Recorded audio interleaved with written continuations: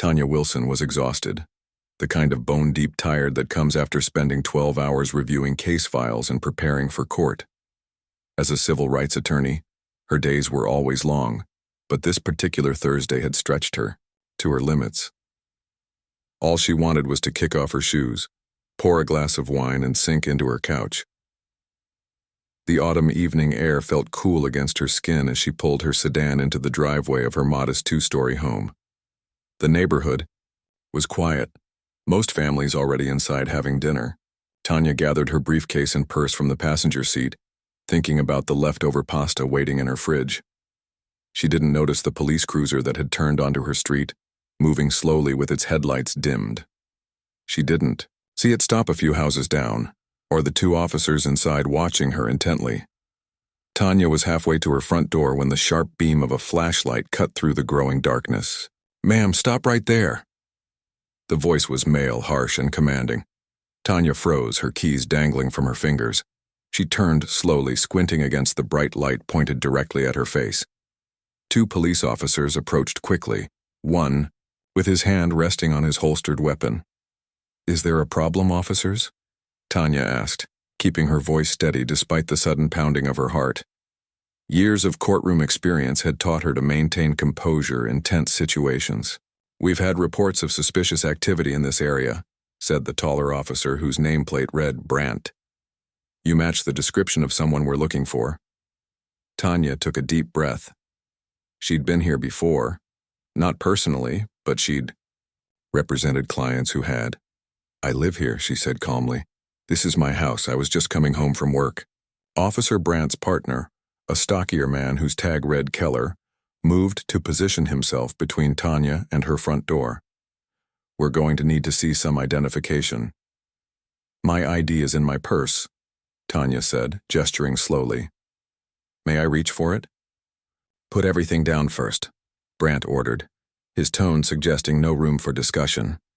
Tanya carefully placed her briefcase and purse on the ground.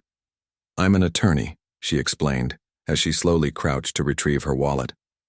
"I work with the Department of Justice," Officer Keller scoffed. "Yeah, and I'm the Attorney General." Before Tanya could pull out her identification, Brandt stepped forward. "Keep your hands where we can see them. Turn around." "Excuse me?" Tanya straightened, up, confusion and anger beginning to rise. "I've done nothing wrong. I told you, this is my home. If you'll just let me show you my ID." "Turn around now," Brandt repeated, his voice harder. "Hands behind your back." "This is completely unnecessary," Tanya protested, even as she slowly complied.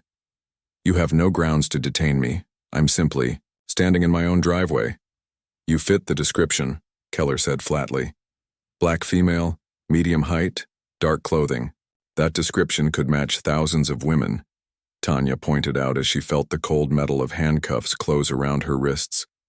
The click of the cuffs echoed in the quiet neighborhood. "This is racial profiling, plain and simple." "Keep talking like that and we'll add resisting arrest," Brandt threatened. Tanya felt a chill that had nothing to do with the evening air. "Arrest?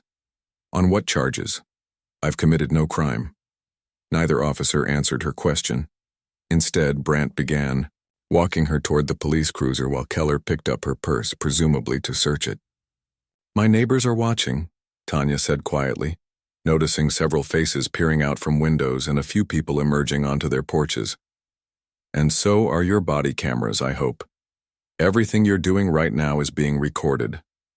Across the street, Mrs. Patterson, a retired school teacher who had lived there for 30 years, had come outside with her phone held up, clearly filming the incident. Two houses down, the Ramirez family stood on their lawn, expressions of concern and outrage visible even in the growing darkness. "She lives there," called out Mr. Ramirez. "That's her house. She's lived there for years." The officers ignored the neighbors. Tanya could feel the eyes on her, the humiliation of being handcuffed in her own driveway burning through her professional armor. Despite her legal training, despite knowing exactly what rights were being violated in this moment, she felt vulnerable and afraid. "Officer Brandt," she said, keeping her voice level through sheer force of will. "Badge number 6274. Officer Keller, Badge number 8901. I'm memorizing everything about this interaction. The time is approximately 7:15 p.m. on Thursday. You've detained me without reasonable suspicion, refused to verify my identity despite my cooperation, and are now searching my belongings without consent or warrant on my private property. Keller was rifling through her purse. He pulled out her wallet and flipped it open, finding her driver's license with her photo and address, the very address they were standing at. She saw a flicker of something cross his face, but he quickly masked it. License says Teresa Watson. He lied, loud enough for his partner to hear. Tanya's jaw dropped. That is absolutely false. My license clearly states Tanya Wilson. With this exact address, let me see it. Quiet, Brandt snapped, tightening his grip on her arm. What neither officer realized was that Tanya had not been alone in her car. Her colleague, Mark Reynolds, had been following her home to drop off some important case files. He'd parked a few houses down when he saw the police cruiser and was now silently recording the entire encounter on his phone while making a call. Meanwhile, the neighbors' protests were growing louder. Mrs. Patterson had moved closer, her phone still recording. I've already called 911, she announced. I told them officers are harassing my neighbor for no reason. Tanya could feel the situation escalating. The officers seemed increasingly agitated by the growing audience. Brandt moved to put her in the back of the police car. Wait, she said firmly. Before you take this any further, you should know that I'm currently working with the Department of Justice on a federal investigation. My colleague is right there. She nodded toward Mark, who was now approaching cautiously. And he's already contacted our FBI liaison. This is going to get very complicated for you, very quickly. The first time, uncertainty flickered across Brandt's face. He glanced at Mark, then at the gathering neighbors, then back at Tanya's composed expression, and then, as if summoned by her words, 3 unmarked black vehicles turned sharply onto the street, heading directly toward them. What had seemed like a routine case of racial profiling was about to become something much bigger, something that would change not just Tanya's life, but the entire police department, forever. The tension in the air was thick enough to cut with a knife as Tanya stood handcuffed in her own driveway. What the officers didn't know was that Mark Reynolds wasn't just any colleague. He was a senior investigator who had been working alongside Tanya on a confidential Department of Justice investigation into discriminatory policing practices, specifically targeting the very department these officers belonged to.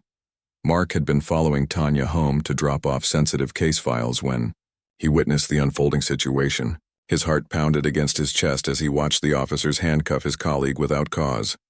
With practiced calm, he reached for his phone and dialed a number few civilians had access to. Agent Chen, it's Reynolds, he said quietly, keeping his eyes fixed on Tanya. We have a situation. They're detaining Wilson. Yes, right now at her home. No provocation. He paused, listening. Understood. We're at 824 Maple Street. Meanwhile, Tanya was doing what she did best, staying composed under pressure and gathering evidence. Despite the humiliation of being handcuffed in front of her neighbors, her mind worked like a well-oiled machine, memorizing every detail of the encounter. Officer Brandt, she said evenly, I notice your body camera light isn't on. Department policy requires that camera to be active during all civilian interactions. That's policy 47.3, section B, if I recall correctly. Brandt's jaw tightened visibly. You don't need to tell me department policy, ma'am. Apparently I do, Tanya replied. She noticed Keller was still holding her driver's license, which clearly showed her photo and address matching exactly where they stood. Officer Keller, have you verified my identification yet? Because that license you're holding confirms everything I've told you. Keller glanced down at the license, then back at his partner. Something unspoken passed between them, a flicker of realization that perhaps they'd made a mistake. But rather than acknowledge it, Keller pocketed the license. We still need to run a check, he said gruffly. The suspect we're looking for might have fake identification. And what exactly is this suspect wanted for? Tanya pressed. Theft at the Westland Mall, Brandt replied automatically, then looked like he regretted sharing the information. Tanya almost laughed. Officer, I've been in court all day. I left the courthouse at 6:30 p.m. and drove straight home. There are security cameras at the courthouse, my office building, and the parking garage that will confirm this. Not to mention the dozen witnesses who saw me there, including Judge Hernandez. The officers exchanged another glance. Doubt was beginning to creep in, but neither seemed willing to back down. From across the street, Mrs. Patterson called out, "I've got the whole thing on video, and I've sent it to my son who's a reporter at Channel 5. The growing crowd of neighbors had their phones out, recording the incident. The Ramirez family's teenage son had started a live stream on social media, which was quickly gathering viewers. What had begun as a quiet evening on a residential street was turning into a very public display of questionable policing. Brandt's radio crackled. "Unit 47, what's your status? We've detained a possible suspect in the Westland Mall theft," he responded, his eyes darting between Tanya and the gathering crowd. "Running verification now." The radio crackled again. "Unit 47, be advised, mall security has the theft suspect in custody. Repeat, suspect is already in custody. Description is white female, approximately 25 years old." Tanya's eyebrows shot up. She didn't need to point out the obvious. She was neither white nor 25. But she could see the realization dawn on Officer Brandt's face. He'd made a serious mistake. Before either officer could respond to this new information, a sleek black sedan pulled up, followed by two more unmarked vehicles. The neighbors fell silent, watching as 4 people in professional attire stepped out. Even without badges visible, their authoritative presence made it clear they weren't ordinary civilians. A woman in her 40s with sharp eyes and an even sharper suit approached directly. She flashed a badge that made both officers stand. "Straighter. Special Agent Diana Chen, FBI," she announced, her voice carrying across the now silent street. "Remove those handcuffs immediately." Officer Brandt hesitated. "Ma'am, this is a local police matter." "Not anymore," Agent Chen cut him off. "That woman you have in custody is Tanya Wilson, a consultant working with the Department of Justice on a federal investigation. You are interfering with that investigation." The blood drained from both officers' faces. Behind Agent Chen, 3 more FBI agents had positioned themselves strategically around the scene. One was already speaking with Mark, who was showing him the video he'd recorded. Officer Keller moved first, fumbling with his keys to remove Tanya's handcuffs. "There's been a misunderstanding," he mumbled. "Yes," Agent Chen agreed coolly. "There certainly has." As the handcuffs came off, Tanya rubbed her wrists, maintaining her dignity despite the ordeal. She nodded thanks to Agent Chen before addressing the officers. "I want my license back, please," she said firmly. Keller quickly returned it, avoiding eye contact. Agent Chen wasn't finished. "Officers, I'll need your badge numbers, names of your supervising officers, and copies of any reports you file about this incident. This will all be part of our ongoing investigation." "What investigation?" Brandt asked, his voice suddenly hoarse. Agent Chen's smile was brief and without warmth. "I think you know exactly what investigation, officer. Your department has been under federal scrutiny for patterns of discriminatory policing practices for the past 6 months, and you've just provided us with a textbook example." The realization that they had not only wrongfully detained an innocent woman, but had done so to someone directly involved in investigating their department hit both officers like a physical blow. Brandt's face had gone ashen, while Keller seemed to be desperately trying to recall every word he'd said in the past 15 minutes. "We were just following protocol," Brandt began weakly. "Was it protocol to ignore her identification?" Agent Chen asked. "To handcuff her on her own property without verifying her identity? To continue detention after learning the actual suspect was already in custody and bore no resemblance to Ms. Wilson?" Neither officer had an answer. One of Agent Chen's colleagues approached, speaking quietly. "We've contacted their captain. He's on his way." The neighbors watching the scene unfold were whispering among themselves, phones still recording. Mrs. Patterson approached Tanya cautiously. "Are you all right, dear?" she asked, genuine concern in her eyes. Tanya nodded, finding her voice. "I'm fine, Mrs. Patterson." Thank you for your help. I've known you for 5 years, the older woman said, loud enough for everyone to hear. These officers didn't even take 2 minutes to check who you were. Tanya squeezed her neighbor's hand gratefully, before turning to Agent Chen. I think I need to make a statement while this is fresh. Of course, Agent Chen agreed, and I believe these officers will be making statements of their own very soon. As the flashing lights of a senior police officer's vehicle appeared at the end of the street, Tanya knew this incident was far from over. What had begun as a routine case of racial profiling was about to become a pivotal moment in her career and in the history of local law enforcement. The truth was finally coming to light, and the consequences would reach further than anyone on that quiet street could imagine. The tension crackled in the air like static electricity as FBI Special Agent Diana Chen stood facing the 2 local police officers. The neighborhood had fallen into an eerie silence. Even the crickets seemed to be holding their breath. Tanya Wilson stood nearby, rubbing her wrists where the handcuffs had been, her face a careful mask of professional calm that concealed the storm of emotions underneath. Officer Brandt shifted his weight uncomfortably. Agent Chen, with all due respect, this is a local police matter. We were responding to a theft report. A theft report that was already resolved, Agent Chen interrupted sharply. With a suspect in custody who looks nothing like Ms. Wilson. So I'm curious about what exactly led you to detain a professional woman in business attire on her own property without properly checking her identification. Before either officer could respond, a police cruiser with captain's markings pulled up to the curb. Captain Richard Torres stepped out, his expression grim as he surveyed the scene. 2 of his officers surrounded by FBI agents, a crowd of recording neighbors, and a woman who was clearly not the suspect they claimed to be pursuing. What's going on here?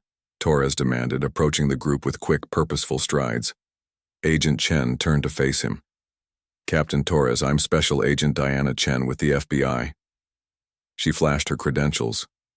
I'm afraid 2 of your officers have made a serious error in judgment tonight. Torres glanced at Brandt and Keller, whose faces had gone from pale to almost gray. Explain, he ordered them. Brandt cleared his throat. Sir, we received the call about the Westland Mall theft and were patrolling the area when we spotted this woman who matched. She doesn't match any description I've heard. Torres cut in, looking pointedly at Tanya. And I was just informed the actual suspect is already in custody at the mall. That information came through after we made contact, Keller offered weakly. But not before you put Ms. Wilson in handcuffs, Agent Chen noted. And not before you incorrectly claimed her license showed a different name, despite it clearly confirming her identity and address. Captain Torres's eyebrows shot up. You did what? The neighbors murmured among themselves. Mrs. Patterson stepped forward, her phone still recording. I have it all on video, Captain. They wouldn't even check her ID properly. When I told them she lived here, they ignored me. Mark Reynolds, who had been conferring with another FBI agent, approached the group. Captain Torres, I'm Mark Reynolds, Department of Justice. I happened to witness the entire incident. The officer's conduct was... He paused, choosing his words carefully. Troubling, to say the least. Torres ran a hand over his face, the gravity of the situation clearly sinking in. Ms. Wilson, he said, turning to Tanya, on behalf of the department, I want to save it, Tanya said quietly but firmly. I'm not interested in apologies right now. What I'd like is an explanation of why your officers felt it necessary to handcuff me before verifying my identity, why they lied about the contents of my license, and why they continued detention after learning the actual suspect was already in custody. The silence that followed was deafening. Everyone waited for Torres' response. Those are fair questions, he finally said, and they deserve answers. He turned to his officers. Both of you, wait in my car. We'll discuss this back at the station. Actually, Agent Chen interjected, we'll need to speak with them first. As Ms. Wilson mentioned, she's working with us on an ongoing federal investigation into discriminatory policing practices. This incident may very well be relevant to that investigation. The color drained from Torres's face as the implications set in. He'd known about the federal investigation, of course, but never imagined his officers would provide such damning evidence right in front of federal agents. "Of course," he managed. "Whatever you need." One of the other FBI agents approached, with a tablet. "Agent Chen, we've pulled the dispatch records. There was indeed a theft report at Westland Mall, but the description given was white female, early 20s, blonde hair, wearing a red hoodie and jeans. The suspect was apprehended by mall security 18 minutes before Officers Brandt and Keller approached Ms. Wilson. Tanya, dressed in a charcoal gray business suit with her natural black hair pulled back in a professional bun, looked nothing like the description. The contrast was so stark that several neighbors gasped. So there wasn't even a valid description match, Agent Chen stated, her gaze boring into the officers. "Care to explain that discrepancy, officers?" Neither man spoke, their eyes fixed on the ground. "I think," Torres said grimly, "we need to review their stop records. This may not be an isolated incident." "We're already ahead of you," Mark said, tapping something on his phone. "In fact, analysis of the department's stop data over the last 3 years was part of our ongoing investigation.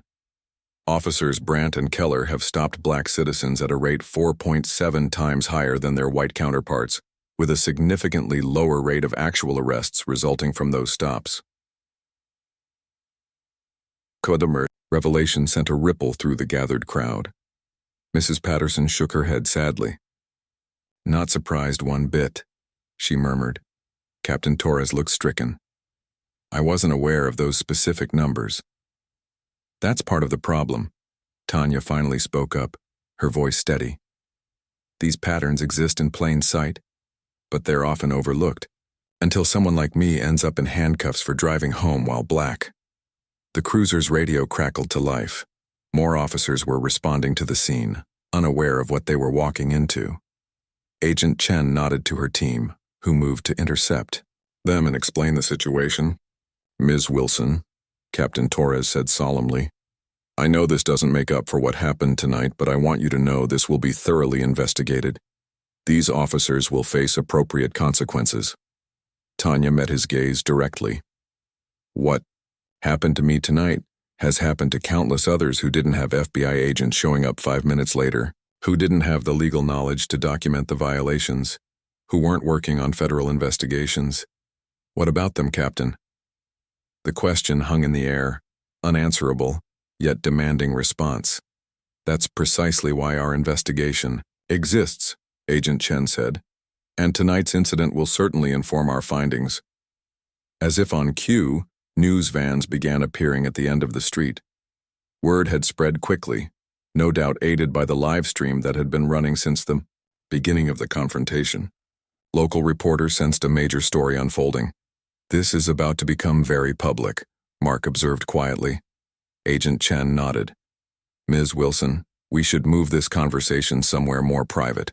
We'll need your formal statement." Tanya took a deep breath, surveying the scene that had unfolded on what should have been an ordinary evening, her neighbors watching in solidarity. The officers who had profiled her now facing consequences they never anticipated. The federal agents who had arrived just in time, and the cameras that would ensure this incident wouldn't be swept under the rug like so many before it. "Yes," she agreed. "I have a lot to say." As they walked toward Agent Chen's vehicle, Tanya glanced back at her home, the place that should have been her sanctuary after a long day. Tonight had changed everything.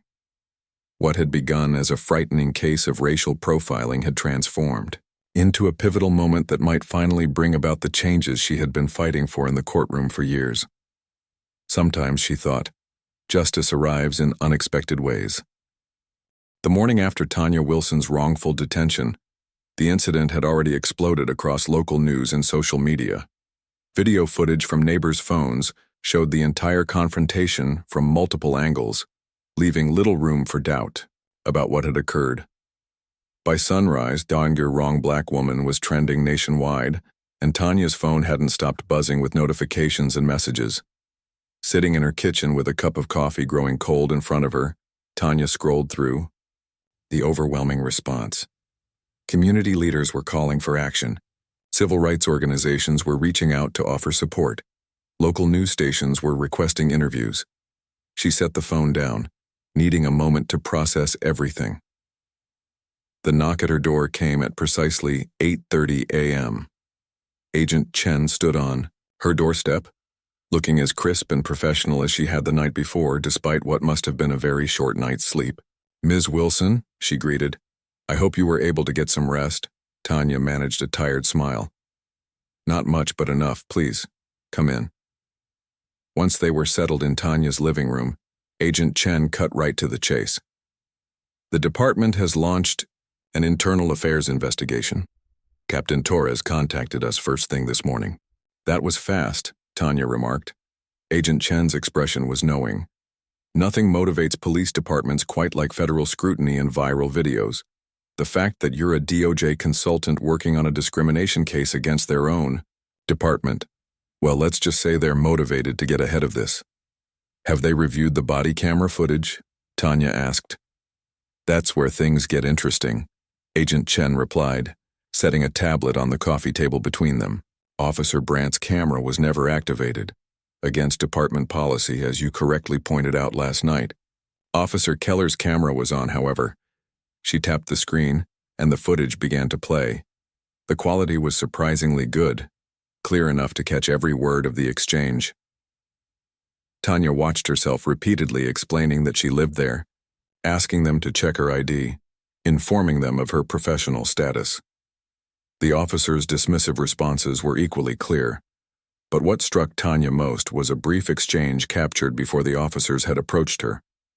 As they sat in their cruiser watching her pull into her driveway, Officer Brandt could be heard saying, "Let's check this one out. Doesn't look like she belongs in this neighborhood." Keller had responded with a chuckle. "Probably cleaning houses. Let's see what story we get." Tanya's jaw tightened. "They profiled me before they even spoke to me." "Exactly," Agent Chen confirmed, "which directly contradicts their claim that you matched a suspect description. They decided to stop you first, then came up with justification after." "This isn't just about me," Tanya said quietly. "How many others have they done this to?"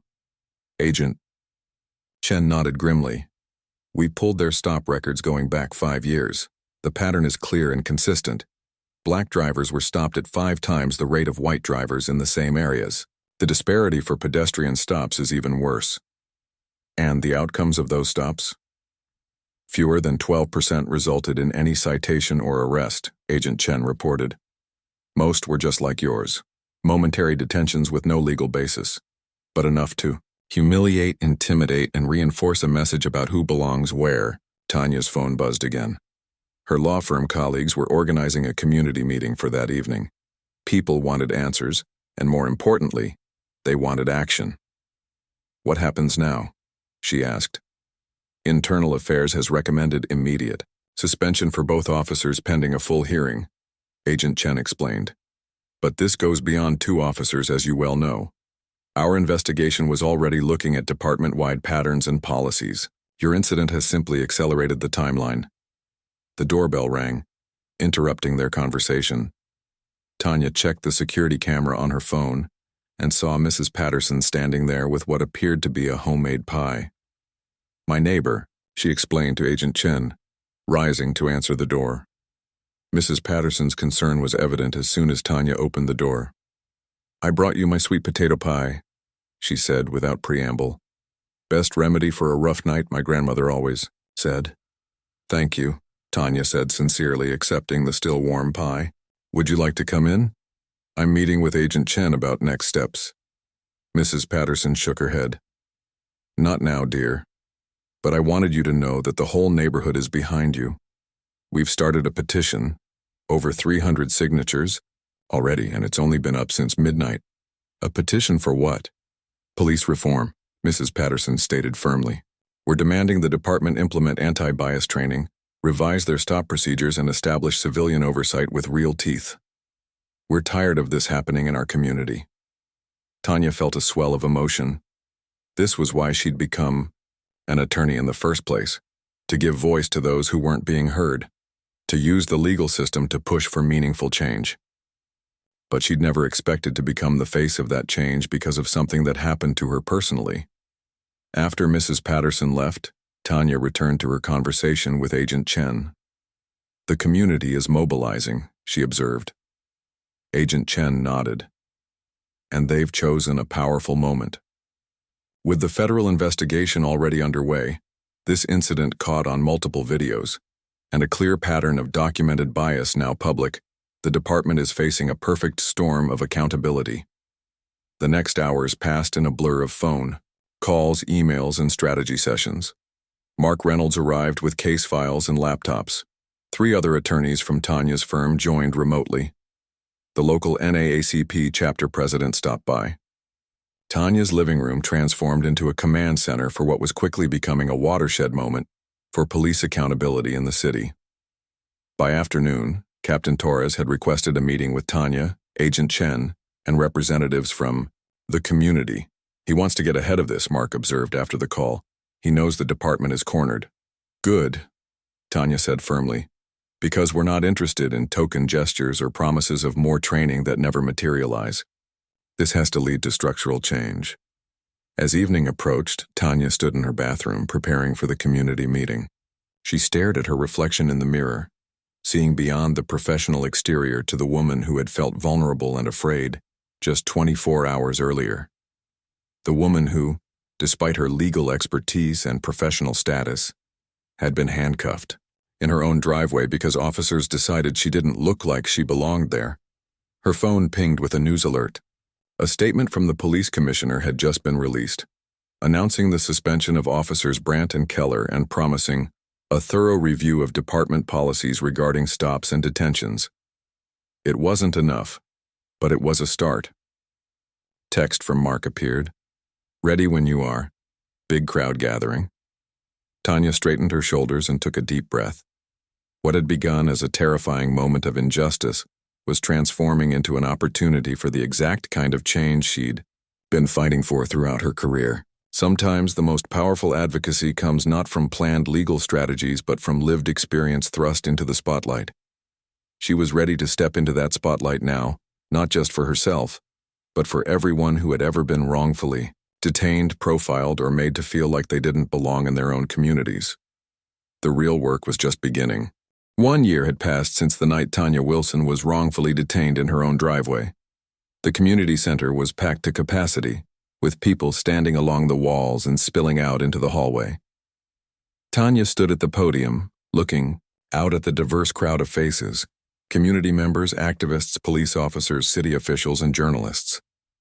"A year ago today," she began, her voice clear and strong, "I was handcuffed outside my own home for the crime of being black in what those officers considered the wrong neighborhood. I was humiliated, afraid, and angry. But today, I'm not here to talk about anger. I'm here to talk about change." The room fell silent, everyone leaning in to hear her words.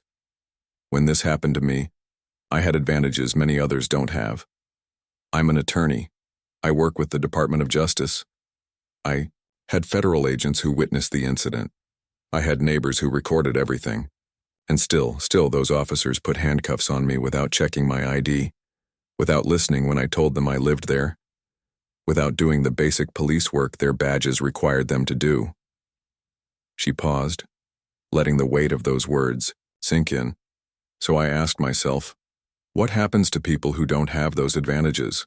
What happens to the delivery driver wrongfully detained while dropping off packages? The teenager walking home from basketball practice? The grandmother waiting at the bus stop? Who speaks for them when there are no cameras, no FBI agents, no lawyers present? In the front row, Captain Torres shifted uncomfortably in his seat. Beside him sat the city's new police commissioner, brought in after the previous one resigned, amid the scandal. Also present was the mayor who had won a surprise victory on a police reform platform.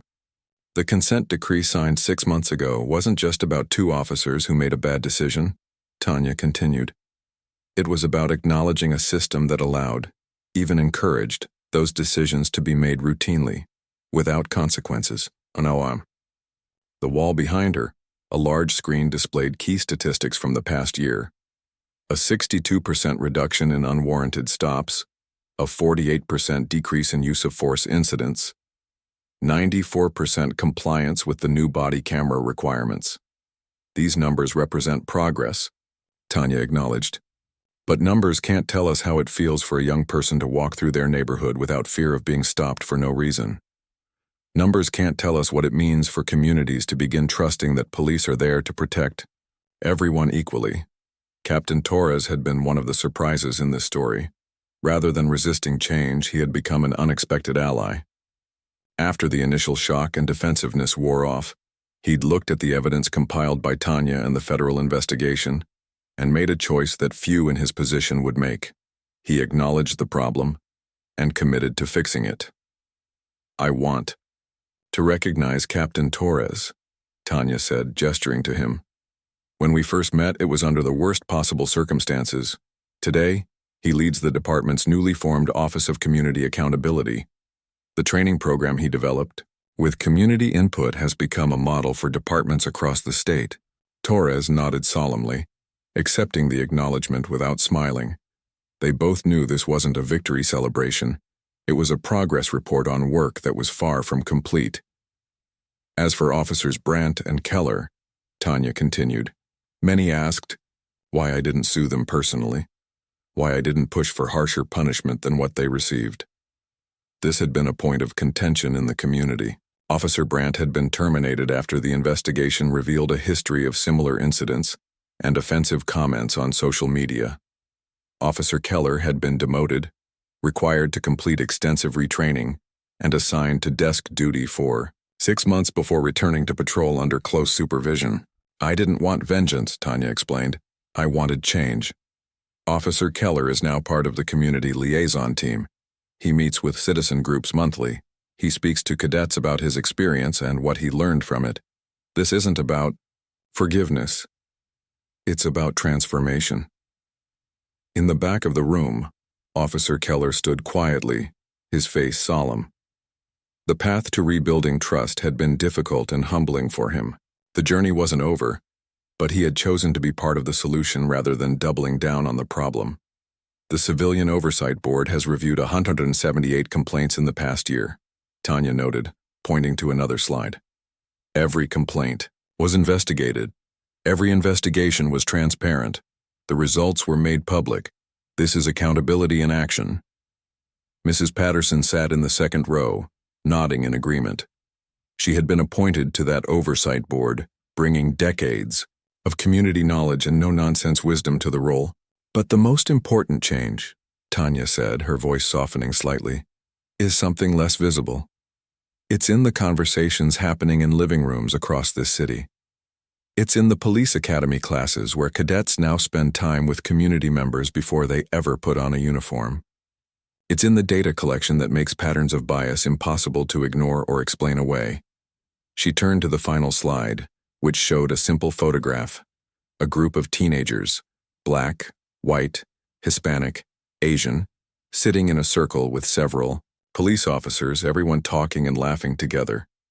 This is from last month's Youth Dialogue program, Tanya explained. When young people and officers see each other as human beings first, everything changes. When officers are part of the community they serve, not just policing it from the outside, everything changes. The legal clinic Tanya had established was now representing clients in similar cases across the city, providing pro bono services to those who might otherwise have no recourse when their rights were violated. She had leveraged her unexpected moment in the spotlight to create something sustainable, something that would continue the work of reform long after the media attention faded. "A year ago I was handcuffed in my driveway," Tanya said, bringing her remarks to a close.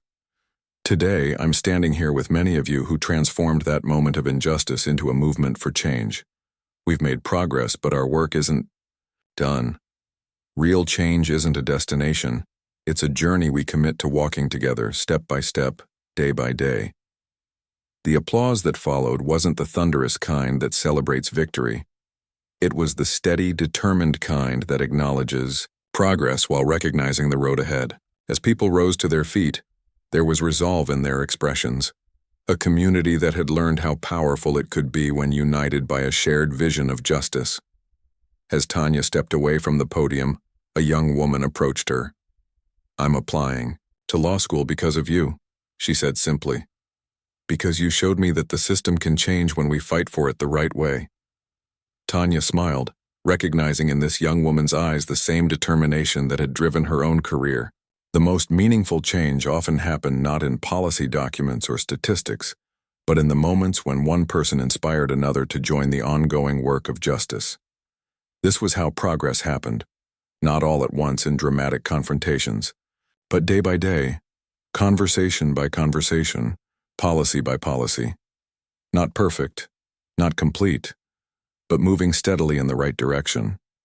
Not just for Tanya Wilson, but for everyone who deserved to be treated with dignity and respect in their own community.